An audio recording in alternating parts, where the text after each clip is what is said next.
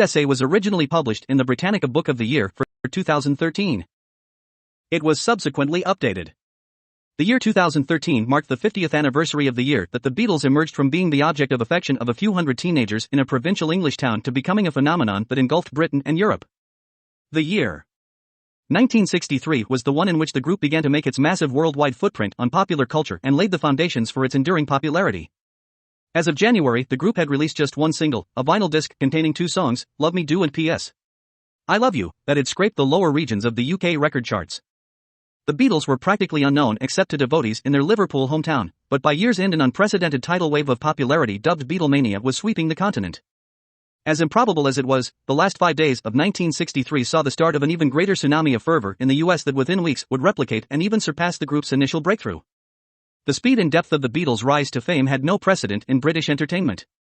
Formed under the name The Quarrymen in late 1956 by then 16-year-old John Lennon, the group evolved into a tight-knit ensemble over the years, taking the name The Beatles in August 1960.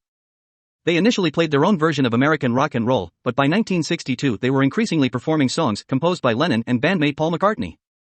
The core trio of Lennon, McCartney, and George Harrison was in place by February 1958, and in August 1962 the familiar lineup was finally set with the recruitment of drummer Ringo Starr. Even with their natural teenage daydreams of conquering the world, the Fab Four faced immense odds in their quest to succeed. They were just one of more than 300 such groups in Liverpool. The British entertainment industry was London-centric and disdainful of aspirants from a working-class city in England's impoverished north.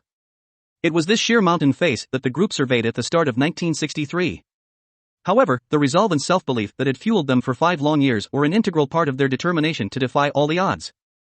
A convergence of forces and circumstances resulted in the fission that detonated the Beatles' explosion.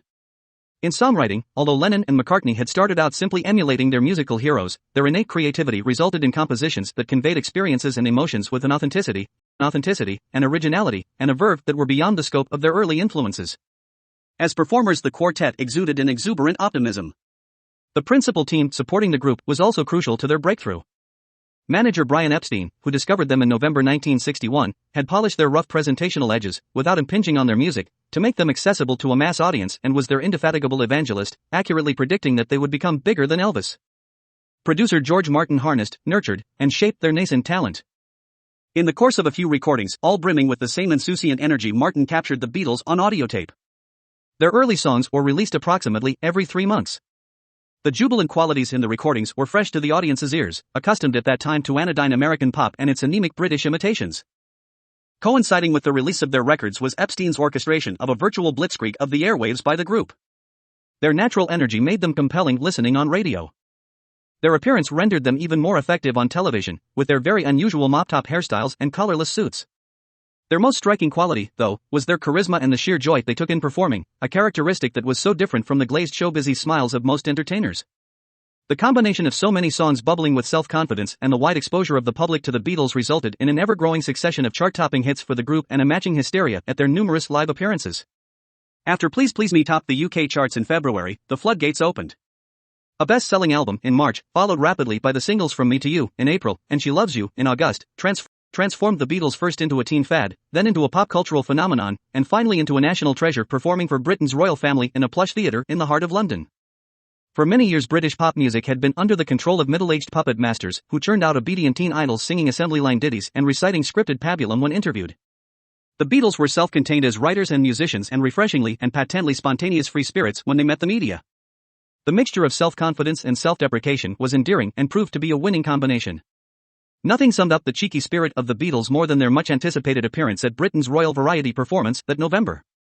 How would the notoriously mischievous Lennon behave toward the cream of British aristocracy, nobility, and conspicuous wealth? Lennon exhorted the audience to join in on their final song, "Would the people in the cheaper seats clap your hands? And the rest of you, if you'll just rattle your jewelry." The Beatles were not only vivacious, but also naturally witty. In the latter months of 1963, the Beatles' attention was also turning to the US Capitol Records. The American subsidiary of the group's UK record company had thrice turned down requests from London to release Beatles recordings, branding them unsuitable for the American market. Consequently, smaller American labels had released the Beatles discs but had enjoyed no success, a factor that compounded the belief that the group's next offering, I Want to Hold Your Hand, would also fail to interest American ears. Nevertheless, Epstein persevered and took a different tack. In mid-November meetings in New York City with Ed Sullivan, the producer-host of the country's foremost variety show, Epstein personally persuaded him to book the Beatles for an unprecedented 3 consecutive appearances in February 1964. Armed with Sullivan's commitment, Epstein then persuaded Capitol to sign the Beatles and commit considerable promotional resources to launching the group in January 1964. The Beatles' American aspirations would not have been part of their 1963 history but for a set of fateful circumstances. Their first record on Capitol was scheduled for release in mid-January 1964 as a ramp-up to their Sullivan debut appearance on Sunday, February 9. When U.S. President John F. Kennedy was assassinated on November 22, 1963, the tragedy set in motion a chain of events that led American news anchor Walter Cronkite to play a short film sequence from Britain about the Beatles.